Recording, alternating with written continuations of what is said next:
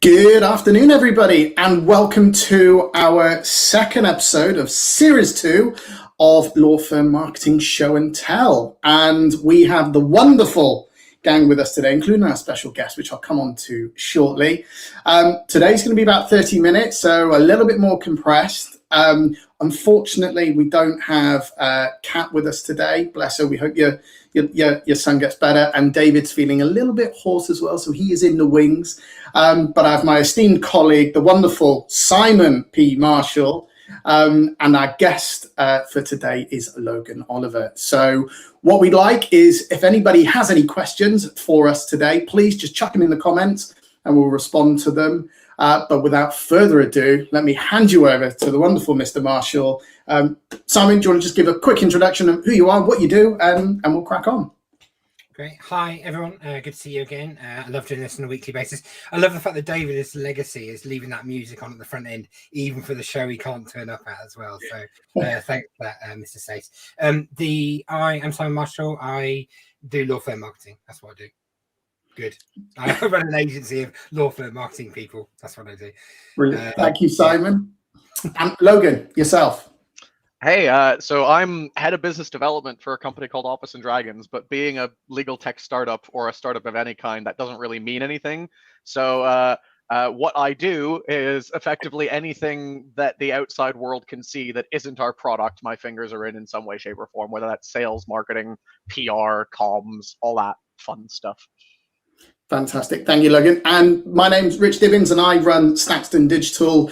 Been in the legal sector for a little under 10 years, helping law firms get more engagement through digital marketing and social media.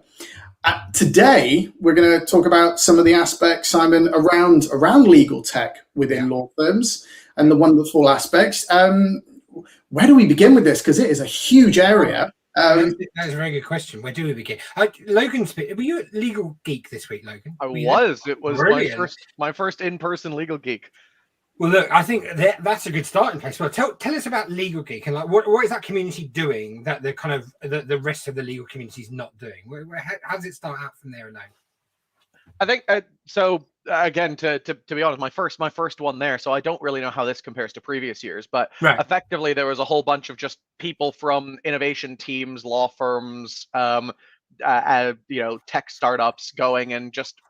I think this year they were focusing a bit more on breaking away from that webinar and talks kind of feeling, especially on the second day, and working more on just like workshops and practically how do we break down barriers of communication to try and facilitate innovation in a wider law firm context. And it's a mixture, I guess, of people who are working both in private practice and on the legal tech side. Yeah. So there was also a number of in-house people that came and took part during the second day, especially. But yeah, a good mix of them. So people like me there, a lot of different tech vendors, but then equally people from the private practice and the in-house side. Is it effectively like a huge therapy session for people who are kind of buttressing up against the system on a regular basis? Is that what it works? Probably, yeah. I mean, there was definitely a. I remember specifically one of the chats that was going on was around like 3 truths and a lie about InfoSec, and the lie was that everyone seems to think that we're happy about it. We hate it too. Don't worry. I love the idea of everyone coming together over their hatred for cybersecurity and infosecurity. I think that's brilliant. Tell us a bit about Office and Dragons. What's the product? What do you do kind of as a business? I could talk for years on it, but the very basic strapline. Absolutely. So in a nutshell, we are a plug-and-play platform that allows legal professionals to eliminate repetitive document work, not just the automating side of things, because we've learned that people don't really like document automation. The idea of like sitting there building templates, coding documents, stuff like that, that's just extra work people don't want to do. So we provide a platform that does away with all of that. The documents land on your desk and you just get rid of them as soon as you can. And what kind of savings are we talking about here, time-wise? If you were to do something along the lines, do you gesturate those things, or is that not? Yeah, I mean, so it scales up. So like at the highest one we've seen was there was a trainee who did 2,400 documents in less than 8 hours, where we tend to find it's about 10 minutes per document generally when doing these manually, which it was originally manually, because these were all bespoke. You didn't have templates that you could just use document automation for. This was a bespoke private equity transaction. And yeah, less than a day to do 2,400. And then the worst part being that 2 days later, something changed in all 2,400 of them, and he was able to get that done in 30 minutes. So big savings. Amazing. I mean, it's just inconceivable a few years ago, just a few short years ago, that you would have done something on that scale in that manner as well.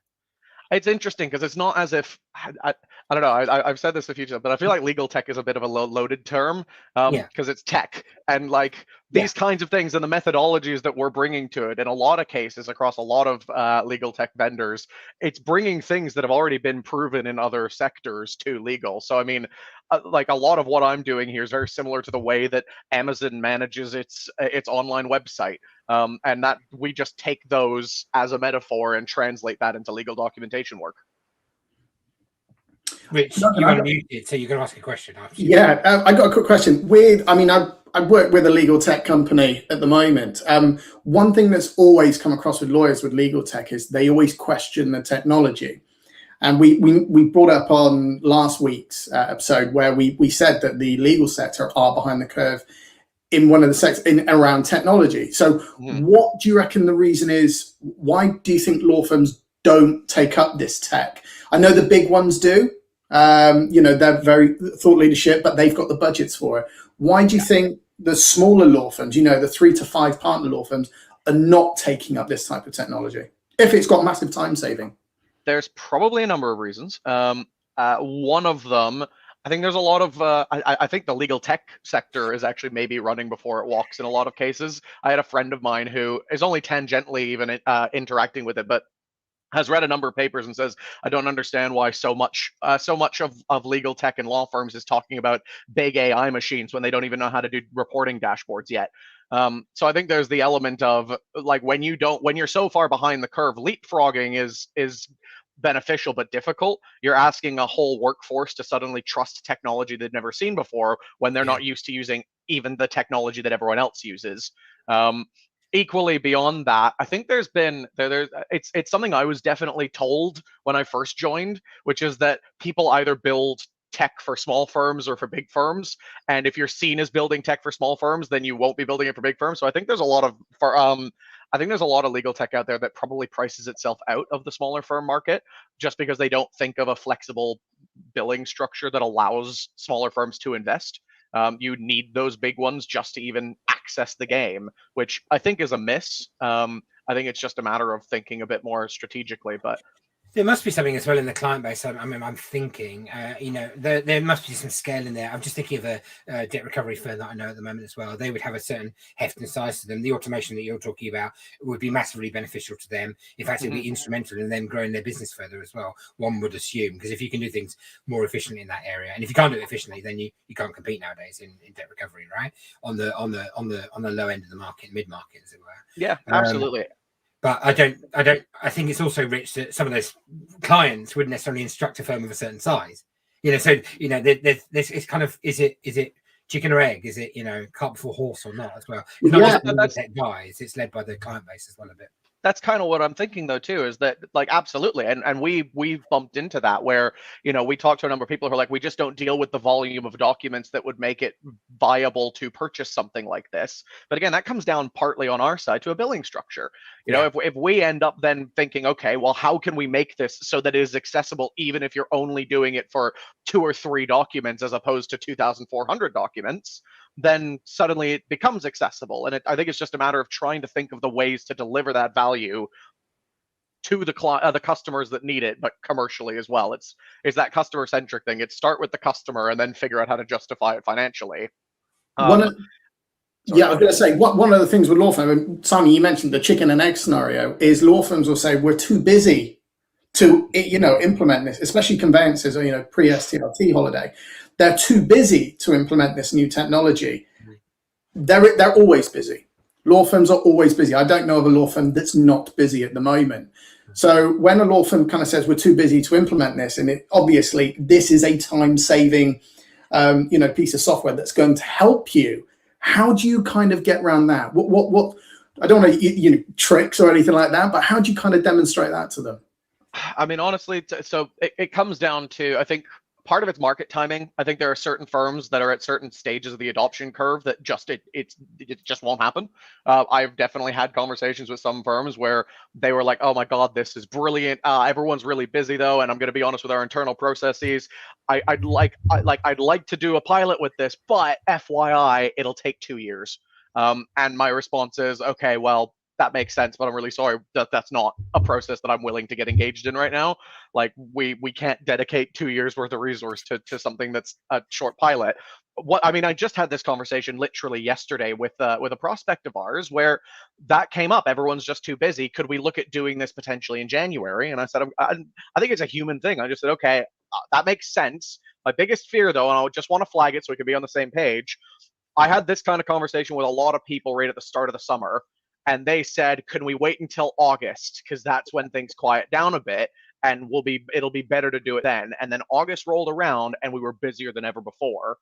It seems like since COVID, we don't have quiet periods anymore. Is there a risk that that's what's going to happen? And she was like, "Honestly, actually, you're probably right. So why don't we start progressing these things? We still can't start now, but let's get the other things in place to make it so that we can't kick the can down the road any further."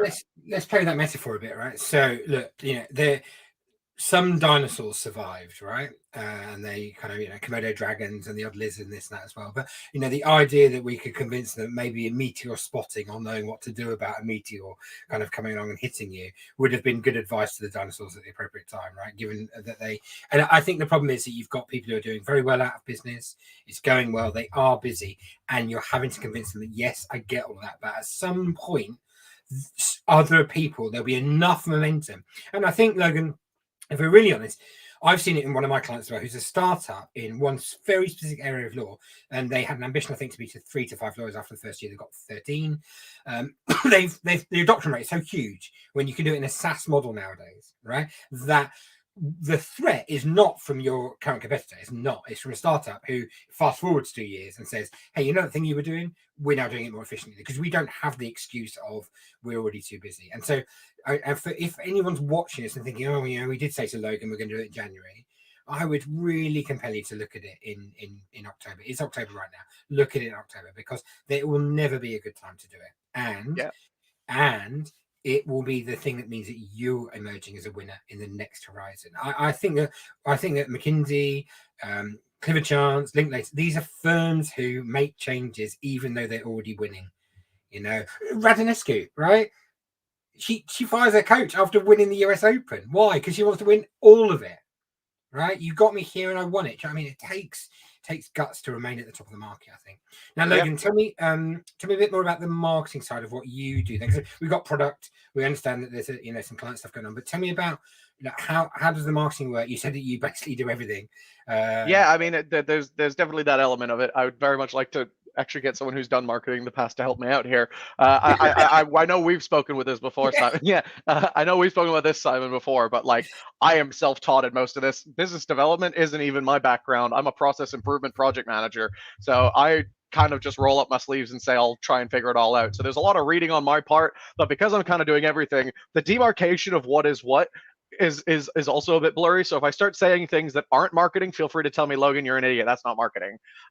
The big thing I'm working on right now is content. Just we don't have enough of it out there, and we want to start doing a bit of thought leadership. So we've got a couple of white papers that I've been doing a bunch of interviewing and researching for, and writing that. Hopefully one of them will actually land today.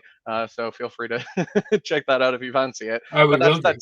That's a big part of what I'm doing now, is trying to get our marketing engine going, where we're coming up to the next stage of our product launch, which means that we need to start actually building an inbound pipeline as well as just the sales side. When you think about doing those white papers, though, where are you going for the ideas behind that white paper? Is it starting out with some conversations you're having with clients? Is it the internal product team? Where are you? It was serendipitous that the SRA released a paper recently that nobody liked. It was on. Pretty common, well, yeah, probably, but yeah, it was a paper on the biggest adoptions to innovation in the legal sector. And I saw it. It was they concluded that it was on the walk with the slogan that we did a while ago.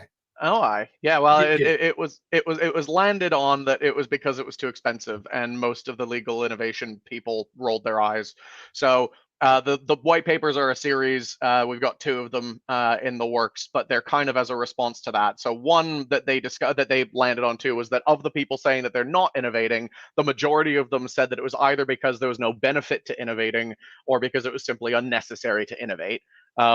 And so for those people, we're writing one of like, how do I actually build or maintain a sustainable legal business given all of the disruption in the past decade or so? Just to try and get them to start thinking that actually the same thing you were saying before, even if things are going well now, with all of these other moving pieces, something will eventually come and eat my lunch if I don't do something. And here are the ways that the people doing it right are thinking about the problems. And then the second one is, now that you've realized that innovation needs to have some sort of a place on your strategy. And I'm not saying buy legal tech as innovation. I'm saying you need to think innovatively, client centrically, just a very basic one from a people law perspective. My girlfriend recently bought a house and her lawyer refused to email her anything, would only ever communicate via post. That is a very simple piece of it. Meet people where they are. Yeah, exactly, Rich. I know. It's a very simple piece of like just innovating the process through which you communicate, that you don't need to buy AI for anything like that. Get a Gmail account. So focusing on that side of things. And then the second one is now that I realize I need to innovate, since innovation is too expensive, how do I innovate on a shoestring budget? Talking about the ways that you can much more cost effectively innovate. And again, not all about tech, but if tech does feature, how do you even start to think about the value of the tech so that you can start realizing if it's worth that investment? I think one of the things with legal tech, with law firms, is they are spoiled for choice. And if Legal Geek is anything, the first time I went to Legal Geek, I remember they had a giant whiteboard with post-it notes that you could write what I have this problem, what will solve it? And people stick to the board, and people would then go, oh, this can help solve that problem, kind of thing. And it was a really, really good idea. Lovely exercise. I love that idea. It was fantastic. It was like, document management. How do I go about this? And people, typical salespeople will put their business card on there, but other people will try this, and these kind of areas. But I think the most thing is that we are spoiled for choice within the legal sector. Everybody is innovating. Everybody is creating something in-house as well as, external. It's how do we go around that? So the SRA, we're hoping in 2022 are coming up with some form of certification for tech companies, which I think will be a massive help to law firms, so they can go, these guys have been, I don't want to say vetted, but are certified with the SRA. So we should actually look into those. And I think legal tech companies have a responsibility to get certified, because there are some legal tech companies out there that do a great job, or should we say do an okay job, and then law firms get into a bit of trouble with them. So spoiled for choice, but I think this certification coming down the line is going to support a lot of law firm decisions in what they should invest in. The real question for that is going to be, because the tricky bit, because I was involved in like a sounding board with something similar that the Law Society of England and Wales was doing, and one of the tricky bits with that is that it ends up frequently making it actually a lot less accessible to even enter the market. Depending on how they go about it, the problem would be if it becomes so onerous that no startups can do it. You only end up getting your Thomson Reuters and your Lateras and your big companies that are able to actually meet these standards. All it does is then squeeze that out even further. So it comes down to a proportionality in how it's implemented. Like one of the things that I brought up was, when we were first starting out, we were doing a pilot with somebody where there was no client data even going onto our systems. This was a fully like locally deployed blah blah blah blah blah. The information security process just in that alone, before we were even talking about we were talking about like 10 people using dummy data, and we had to spend about like 3 months just trying to get through the security process. And so when you're looking at that, and you're looking at when you only have a team of 3, 4, 5 people, that can be 50% of your productivity for a long period of time. Versus if you've got a 200-person team, it's not as difficult. And I agree, there has to be checks and balances to make sure that the client data is safe and all of that. But I think one of the big feedbacks that went to that Law Society conversation was proportionality needs to find its way into this somehow. Well, it's really interesting, because I think that let's talk about the single greatest marketing maneuver, right, by UK firms. I would contend happened about 22 years ago, and it's the creation of the phrase the magic circle by those firms who are in the magic circle. There was an agreement amongst a group of them that they wanted to differentiate themselves from the rest of the market. The PRs and the marketing guys got together, had an idea, sold that idea, got the idea to float, right? So, and I'm gonna label that for a minute contentiously interoperability, right? They created something that effectively kind of worked for them. Then fast forward 3 or 4 years after that, and they were creating, as Rich may well remember as well, like all of these kind of portals, extranets, all these systems, Linklaters, Blue Flag, and other things as well. And they had no interoperability with each other, right? They wouldn't work, and they were distinct systems because their intention, Logan, was to lock clients in and effectively lock other firms out. But they didn't even work together in the way that they had when they came up with this Magic Circle brand. And that's where I think marketing internally lost control of the massive opportunity it had at its disposal to be the leaders in kind of legal tech development in-house. I'm not saying it doesn't happen, of course it does, right? But I'm saying that it then needed to be external, and people went and subscribed to it externally because there wasn't something that the system had created internally instead. And I think it's a missed opportunity not to create a central kind of system, as it were, as well. There wasn't a point to that except to say that I do think that there's a balance to be struck there between what you're saying in terms of the small players who need to be able to add innovation, the big players who are going to deliver results for people as well, and allowing that natural tension to kind of take place. I hope the SRA doesn't end up killing innovation by doing what it's doing. I really do want to see it preserve it as well. How well are legal tech marketers, people like you, others that you know around the industry, I'm not talking about you specifically, but how well are they getting on the marketing guys from law firms? Do they fraternize? Do they get on with each other? So I'll be honest. I like the number of times when it also terms are different with every firm as well. So some firms I've spoken to, they talk about the marketing team. Some it's the comms teams, but they seem to be doing similar functions. The only time we've ever really bumped heads with them ourselves is when it comes to the idea of publicity, and it just seems to be that the marketing teams are just stone-faced no's for almost everything until you can kind of wear them away. We've never even spoken to them. It's always just they are the big boogeyman in the distance that, oh no, you don't want to talk to the marketing team because they'll just say no to anything. But yeah, I mean that's how it's been pitched by a lot of people that we've spoken with, and I've heard similar things when it comes to experience. It's an awful experience though to think that's the case. We had a provider when I was in house at OC. Rich, you might have come across Dale Parmenter as well. Was it DRP? Yeah, brilliant guys, really good guys. His team, Logan, are called possiblers. I don't like the word, right? But the concept, he's like the chief possibler. All he does is anyone asks him anything, he says yes to it, and then works out how he's going to do it. I love the idea of yeah. And it's the idea, Logan, that we've become the chief naysayers. If in-house marketers become the chief naysayers on behalf of law firms, that I mean, you can see how physicality just changed. It depresses me, the idea of that. Well, I'll give you an example. So there was one where we were talking about how we wanted to publish a case study with one firm we were working with. I won't say who. And there was someone internally who turned to me to lament privately, saying it's ridiculous because the firm is so afraid that us being associated with anything that could ever go under will somehow be a bad reflection of us. And so the firm is terrified of working and like publishing like specific startups that they work with out of some fear that it'll hurt their reputation.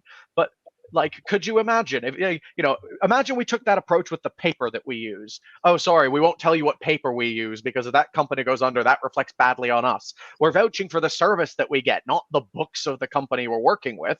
I don't understand. So it seems like there's a lot of frustration internally around these more archaic policies, but I think it may have been. I imagine I've not actually heard definitively, but I feel like there was a time in the past where someone got burned, and that spread like wildfire because someone made some sort of a marketing piece that like talked well about some company that had something bad happen to them, and that ended up like poisoning the chalice for everybody.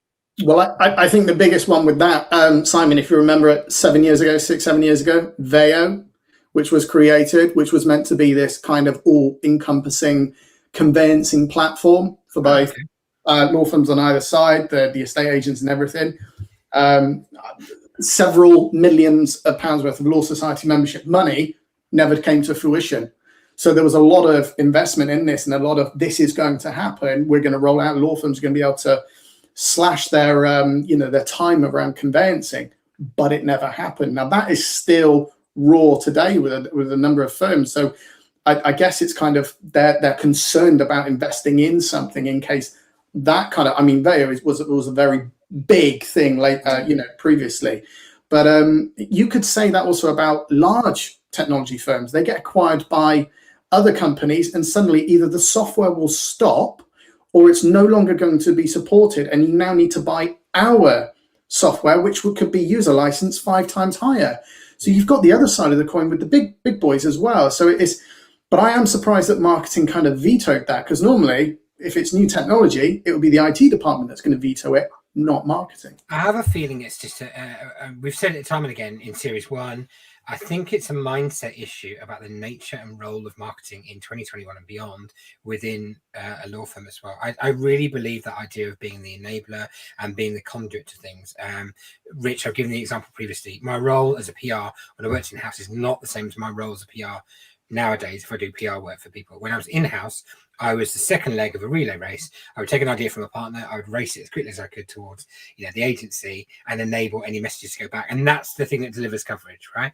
And I think that marketing needs to take that concept of I'm a baton runner. I'm the second leg or third leg of a 4x100 relay race. That's my job. And Logan is going to take that baton and he's going to run as hard as he can to get us where we need to be, right? That is the job. There's no conflict. It's a team, right? But understand the roles in that team. Whereas I think the marketers think that they have to run the last 3 legs. I think there's also a that there was one comment I bumped into from a guy within the innovation team about sort of the marketing department and why they kind of jump back and forth on things, because we have almost published a case study with them about 4 times. But the problem tends to be with they talk about us on RFPs all the time when they're pitching to clients, but it's this fear of that secret sauce. And it's almost this, we don't want to show our hand and say we're working with Office and Dragons and then suddenly have every one of our competitors also do that so that we lose our competitive edge. Because they were saying, we as a firm, we aren't one of the ones that necessarily has every bleeding edge piece of technology. We use the same suites most people do. So there's nothing cool or sexy about going forward and saying, oh yeah, we're a customer of LexisNexis, because everyone is. But going forward and being able to say, oh, I'm a customer of Office and Dragons, and then the people on the other side are like, oh, what's that? No one else is mentioning Office and Dragons in this section of the RFP, that becomes almost a competitive benefit for them. And this worry that if they let it slip, then suddenly everyone's going to have it. I love the idea that your competitive advantage is down to one external subscription that you could do. I mean, as if somehow it's not it's hilarious in a way, isn't it, when you view it from the outside and you realize. I mean, the other thing as well I just want to really talk about quickly is about alternatives as well, because I think quite often that we assume, like for Logan's product, for example, there might be, or service, there might be another. What's the alternative? Is what I was asked quite a lot of the time, and one of the alternatives is you don't use the system. Like we carry on doing it the way we've done it before, right? And I think there's too often that gets lost in the mix as well, or actually the other way around, Logan, that marketing teams hang on to that past and say, well, that is what we're going to do, and there's not enough benefits sold or outcomes delivered for people mentally that they understand they need to make the leap, and they're going to have to do it as well. 100%. And like spot on. It's something I was actually talking about at Legal Geek with a number of people, and it's in the second white paper I'm going to be writing, is understanding, like, coming from a process improvement background myself, if you don't understand the cost of today, you will never move to tomorrow. So like that value, it's all about, whenever I have these conversations, I'll even say, like, I am not willing to give a demo of my product to you until we sit down and determine and quantify the problems that you have today, so that we can understand if the problem's even big enough to be worth solving before we go too deep into this. And I need you to understand what it's costing you today to do it the way you're currently doing it, so that we can then compare that to the cost of the license, the cost of implementing, the amount of time that has to go into the project, but then also the benefit you get on the back end. If that's only a 10,000 pound problem, let's not talk. I'm sorry. Like, I don't want to be charging you money, because you're going to end up really hating the service a year from now and having buyer's remorse when you realize it's not changing your world. Well, Sorry, just quickly jump in. When you mentioned about law firms don't like to know, or basically won't tell other people what they're using, I don't know if you know of Legal Insider.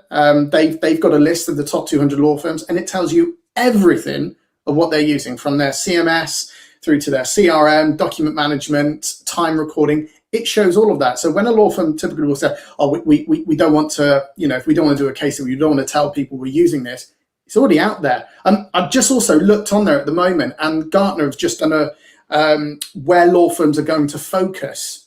And the top 3 key areas, one of them is workflows, compliance is the second one, and the other one, no surprise, is risk management.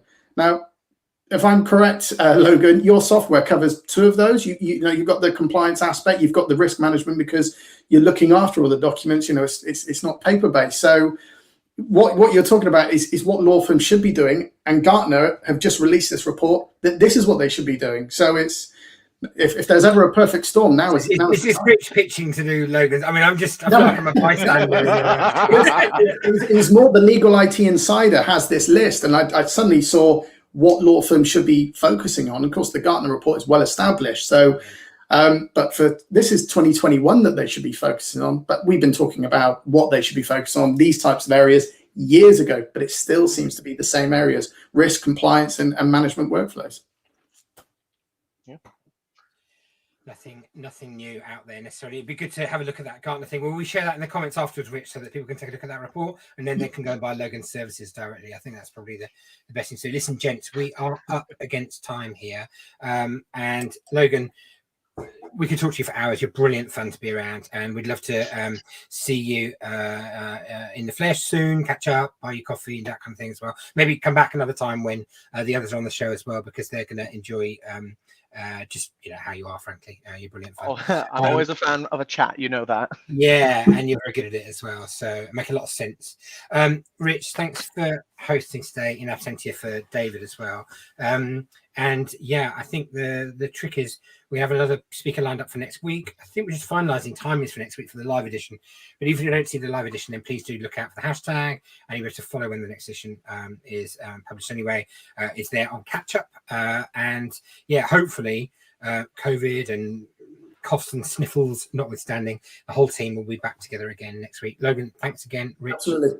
Thank you, Logan. Thanks, Simon. Have a great weekend, everyone. Cheers. Take care. Bye-bye.